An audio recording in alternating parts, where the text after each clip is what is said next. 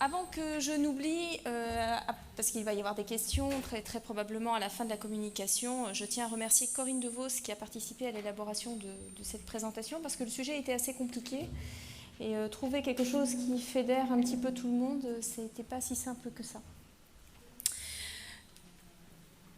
Donc, la première chose sur laquelle on va être tous d'accord, c'est que les prises en charge des maladies chroniques, d'un point de vue médical, l'objectif est véritablement de faire que l'état de santé s'améliore notablement et que la plupart des personnes puissent retrouver une vie normale avec une activité professionnelle, une vie de famille, des enfants.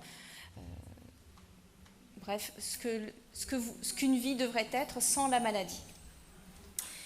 Dans les faits, la maladie avançant, ou plus le temps passe, l'objectif ne va pas être un retour à un état normal comme si on n'était pas malade, mais véritablement revenir à un état suffisamment satisfaisant tel qu'il était avant la dégradation ou avant la dernière poussée.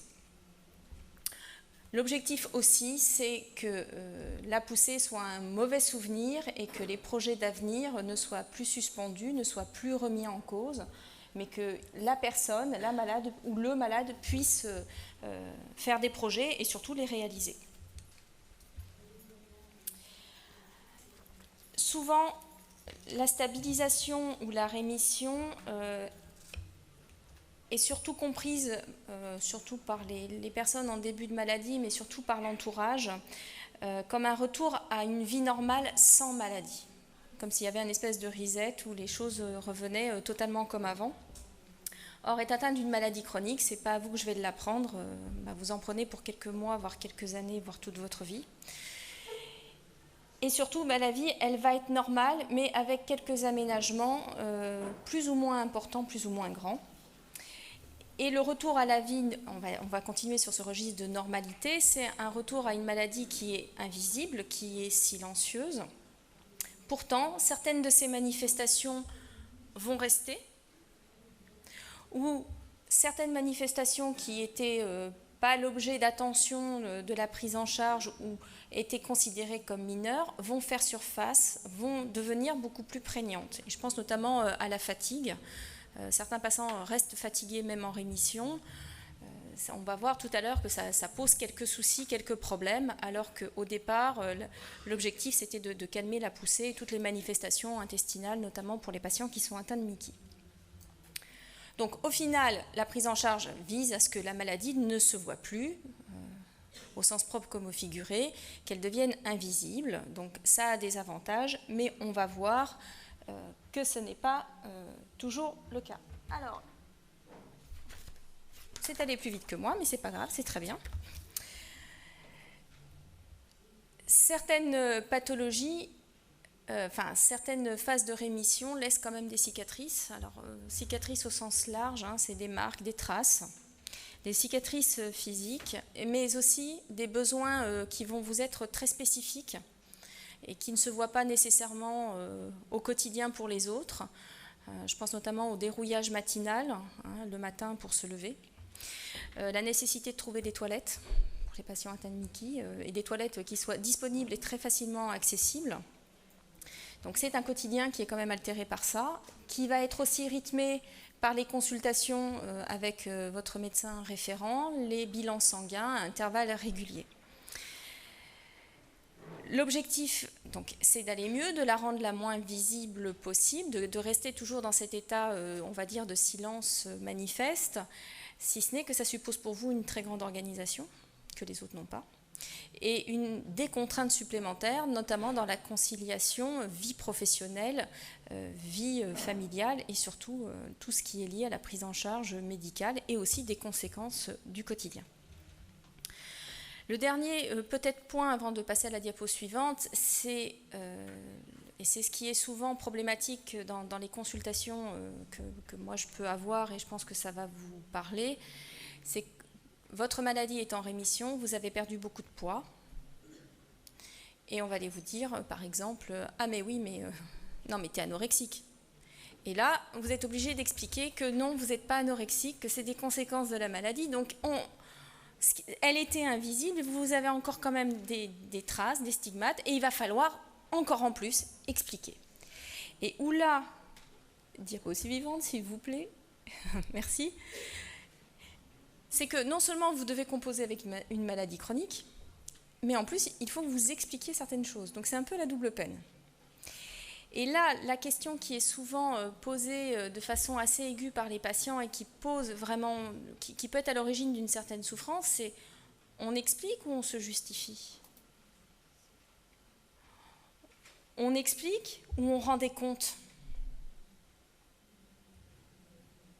Et là, parfois, c'est très compliqué, parce que des fois, vous n'avez pas envie d'expliquer, ce qui est tout à fait normal. Et à certains moments, vous allez avoir des interlocuteurs qui vont vous poser des questions un peu plus pressantes, un peu plus intimes, auxquelles vous n'avez pas envie de répondre, et vous allez vous dire, mais je suis en train de lui rendre des comptes là, mais pourquoi je lui explique? Pourquoi? Donc vous allez, alors, je vais y arriver, pardon, on va voir qu'à un moment donné, la communication est rendue compliquée selon les contextes et selon les interlocuteurs. C'est bon, merci. Alors, la première conséquence quand la maladie elle est dite invisible, c'est qu'il y a toujours des conséquences visibles pour soi, dans votre intimité de vous-même à vous-même, ou éventuellement dans l'intimité de votre couple, mais ça c'est encore un autre aspect que j'aborderai pas particulièrement. C'est sur le rapport au corps. Il va falloir apprendre à composer avec un corps qui est limité, temporairement, voire ou de façon un peu plus permanente, ou un corps qui va être limitant, c'est-à-dire qu'il y a des activités que vous faisiez avant, que vous n'allez pas faire de la même façon, ou plus faire du tout. Il va falloir aussi apprendre à apprivoiser un corps qui a des manifestations que vous seul allez voir. Je pense à certaines plaies, des fistules, des choses qui sont pas très sympathiques, des déformations, des accidents de type incontinence. Où la maladie est en rémission, mais le corps laisse apparaître encore et toujours des conséquences de la dégradation de l'état de santé. Enfin, dernier aspect qui est pas si fréquent que ça, mais qui arrive,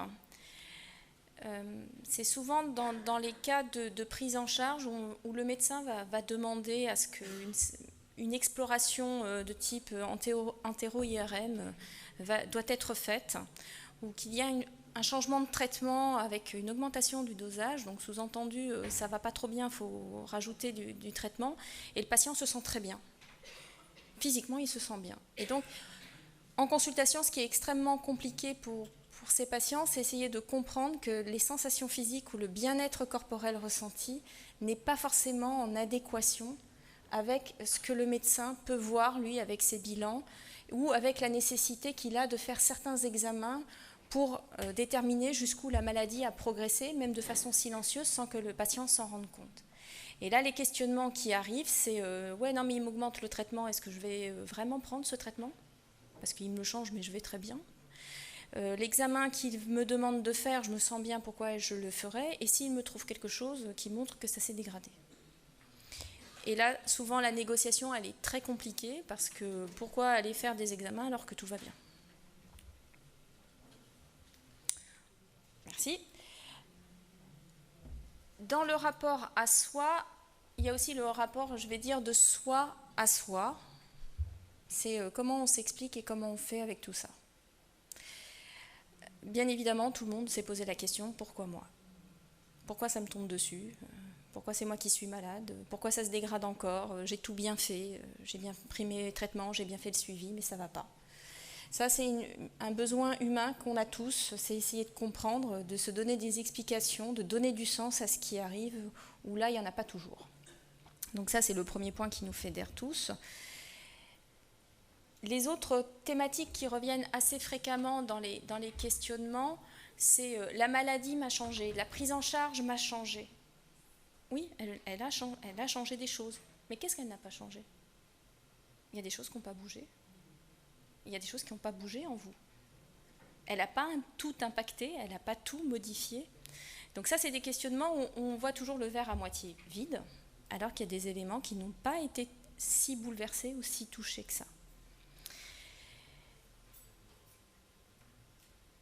Finalement, la question qui se pose, c'est le statut qu'on va donner en tant que patient à la maladie.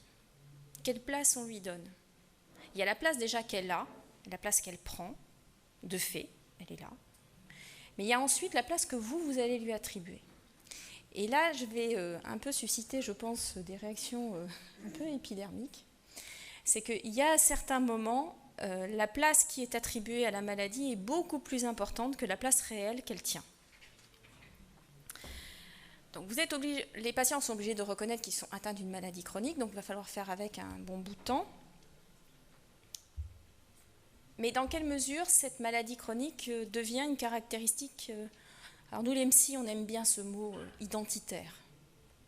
Je suis malade de Crohn. J'ai une polyarthrite. Oui, mais vous n'êtes pas que ça. Et certains patients ont tendance à se réfugier derrière ça peut être rassurant. Et nous, à l'hôpital, on le voit beaucoup, c'est avec des patients qui sont en général très demandeurs de prise en charge, très demandeurs d'examens complémentaires et qui se sentent finalement rassurés quand ils ne sont jamais très loin du service, ce qui est très bien parce qu'ils ont confiance dans le service dans lequel ils sont pris en charge, mais qui ne vont pas pouvoir envisager de faire des voyages, de partir en vacances, si ce n'est rester pas très loin. Donc tout l'enjeu, c'est pour vous, et c'est souvent ce qui revient dans les consultations, c'est comment faire avec cette maladie sans être réduit à cette maladie, sans être toujours regardé comme étant le malade ou la malade en question.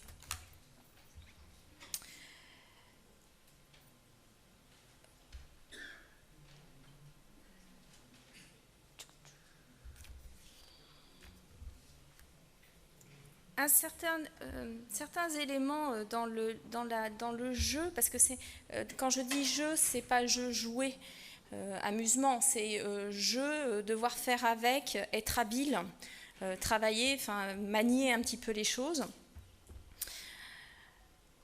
Souvent, la plupart des patients aimeraient ne plus être malades ou ne plus être perçus comme étant malades. Jusque-là, tout va bien.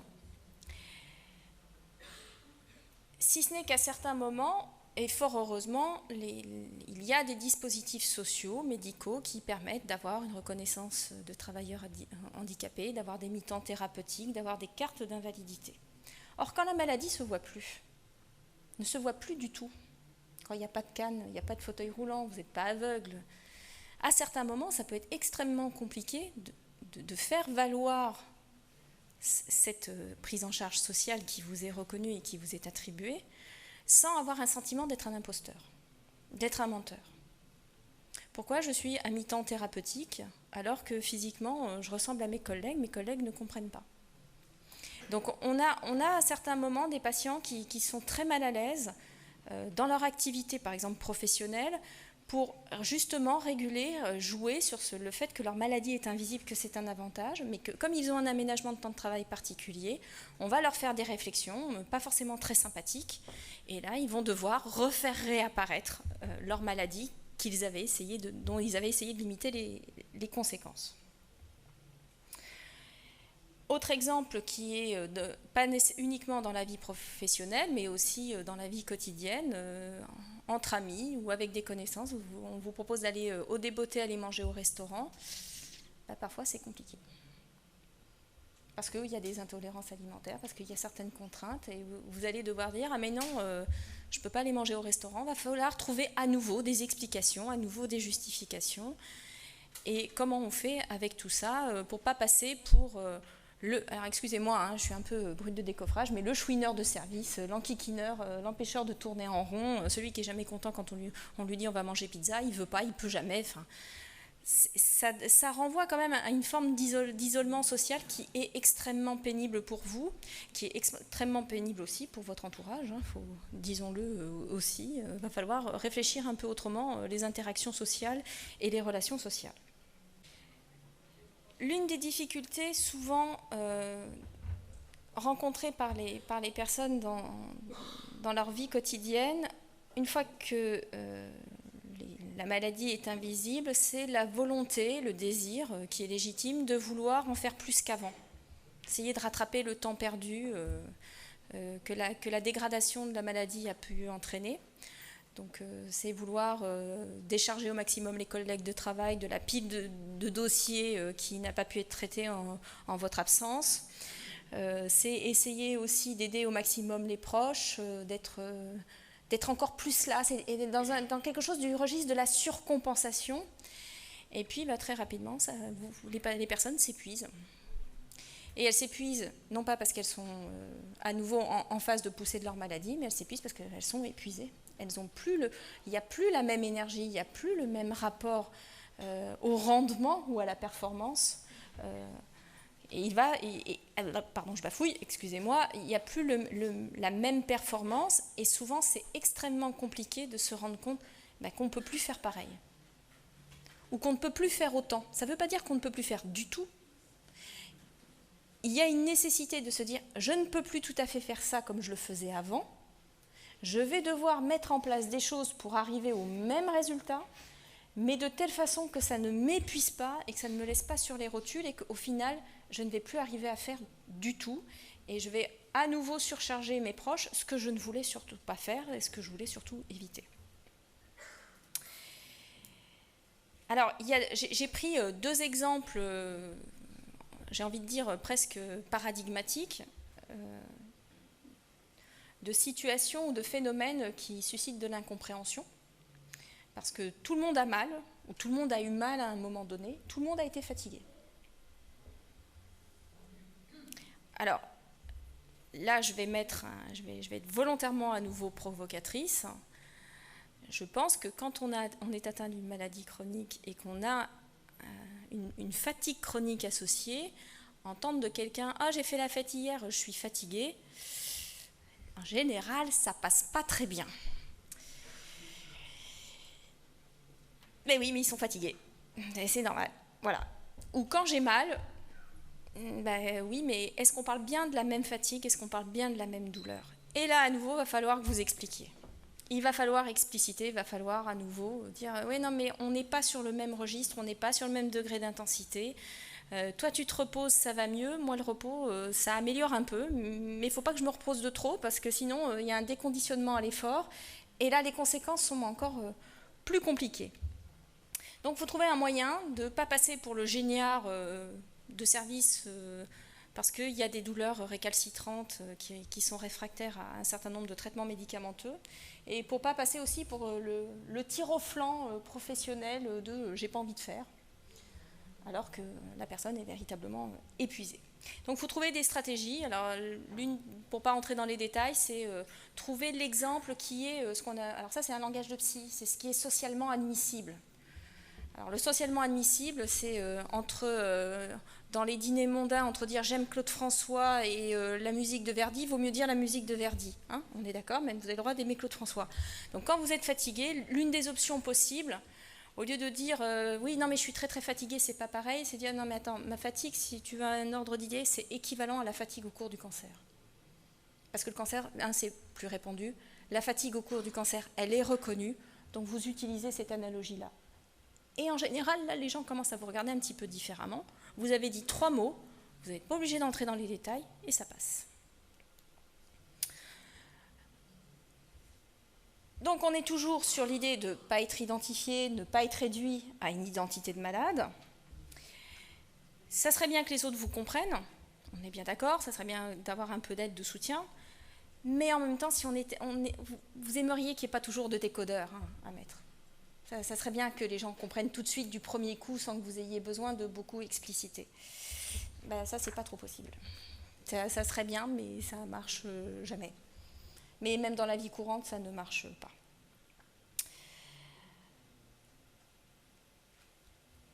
La principale difficulté dans cette communication avec les autres, c'est que vous seul savez ce que vous vivez. Vous seul savez ce que vous ressentez, dans quel état vous êtes.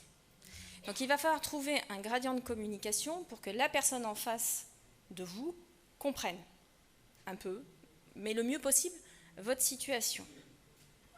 Mais ensuite, il y a un certain nombre de cas, de circonstances, où les personnes ne veulent pas parler, vont garder des questionnements qui sont finalement des questionnements existentiels, Et elles vont les garder pour elles.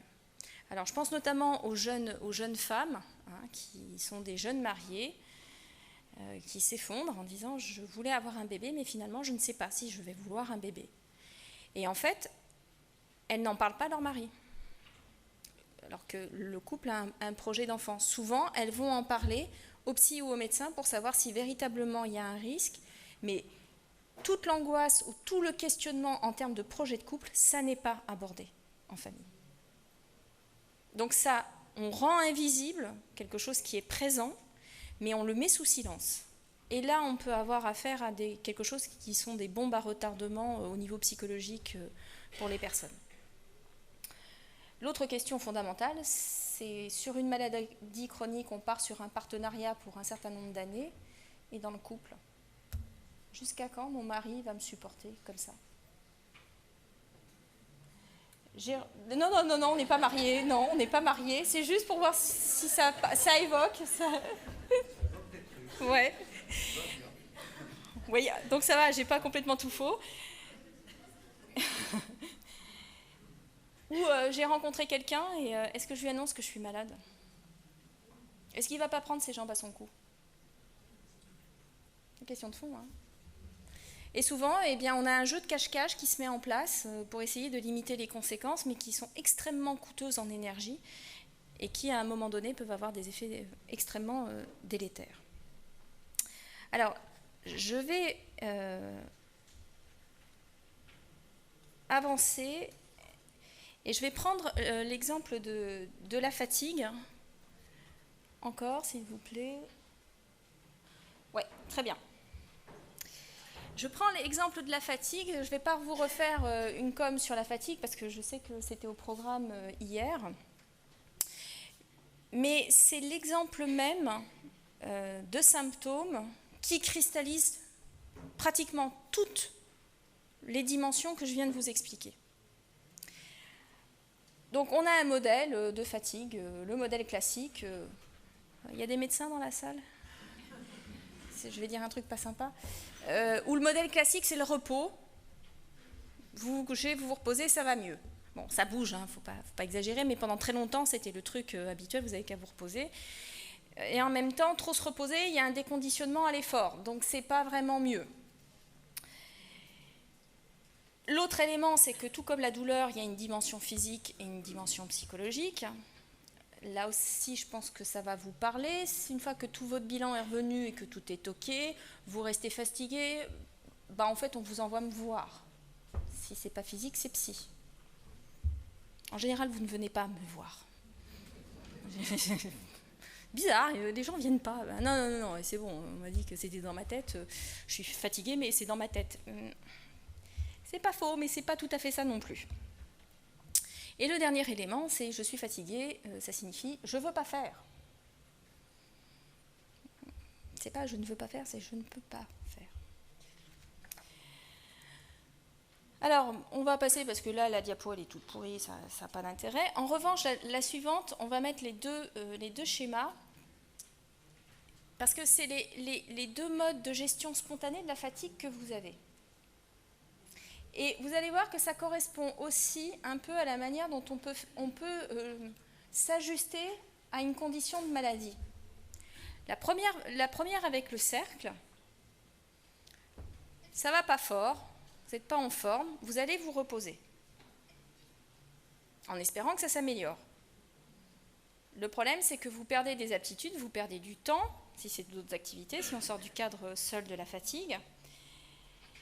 Et l'activité, quand vous allez la reprendre, elle va être encore plus fatigante. Vous allez augmenter le temps de repos, les aptitudes diminuent, vous allez vous reposer. Résultat des courses, en général, vous déprimez parce que vous en faites moins. C'est encore plus douloureux, c'est encore plus compliqué. Mais vous êtes dans un modèle qui est tout à fait rationnel. Je suis fatiguée, je me repose. Le second modèle, en format de montagne russe, c'est le modèle de surcompensation. Quand ça va bien, vous faites beaucoup de choses. Et puis, le niveau d'énergie diminue. Vous êtes très en dessous.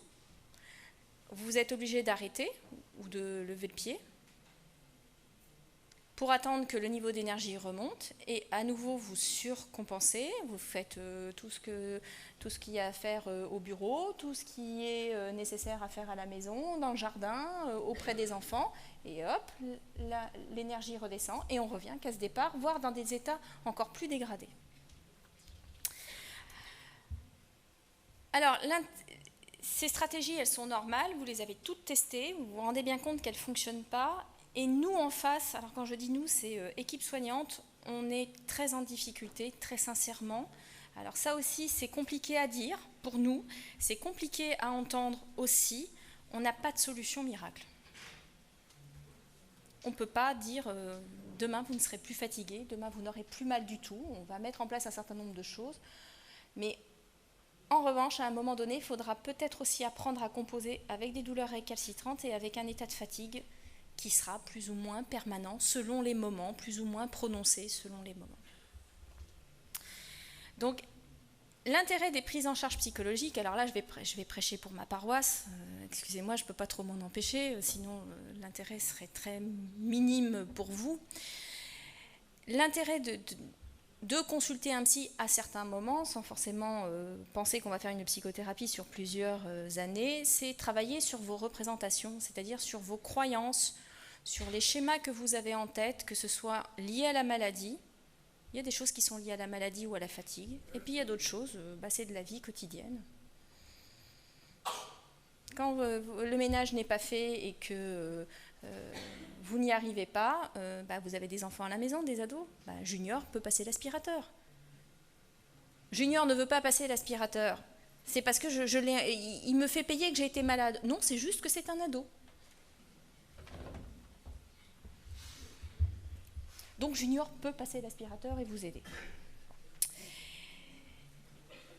Il est extrêmement important aussi d'avoir un espace où vous pouvez verbaliser ce que vous ressentez, ce que vous pouvez tout dire, sans que ça ait de conséquences délétères, soit au travail, soit dans votre vie familiale. Si vous pensez que ça peut avoir des conséquences difficiles, des fois de vider un peu son sac, ça fait du bien. Et ça permet de repartir un peu rassuré, et avec une certaine forme de prise de distance par rapport à ce qui était aussi perçu comme étant extrêmement compliqué, extrêmement lourd. Et ce qui est peut-être la base la plus importante, c'est les sessions de groupe avec des pairs, avec des gens qui sont dans la même situation que vous. Pourquoi? Tout simplement parce que nous, on n'a qu'une vision, on n'a qu'un prisme de la situation dans laquelle vous êtes. Oui, on aborde la fatigue ou la maladie d'une certaine manière. On vous voit régulièrement en consultation, notamment les médecins, mais finalement, vous passez plus de temps à la maison, alors je ne vais pas dire tout seul, mais de vous à vous avec la maladie, que vous ne passez de temps avec nous. Donc, il y a nécessairement des dimensions qui nous échappent. Il y a nécessairement des espèces d'astuces ou de stratégies que vous pouvez mettre en place et qui marchent, mais dont nous, on n'a même pas idée, parce qu'on n'y a pas accès, tout simplement. Et donc, de faire un travail en groupe type ETP ou groupe avec des pairs vous permet à la fois d'échanger, mais aussi de savoir ce qui a été mis en place. Alors, peut-être que ça ne marchera pas pour vous, mais au moins, vous pourrez essayer, l'améliorer, l'ajuster. Et c'est une façon aussi de reprendre la main sur la maladie et limiter les conséquences de la maladie. Parce que nous, corps soignants, on ne peut pas tout faire.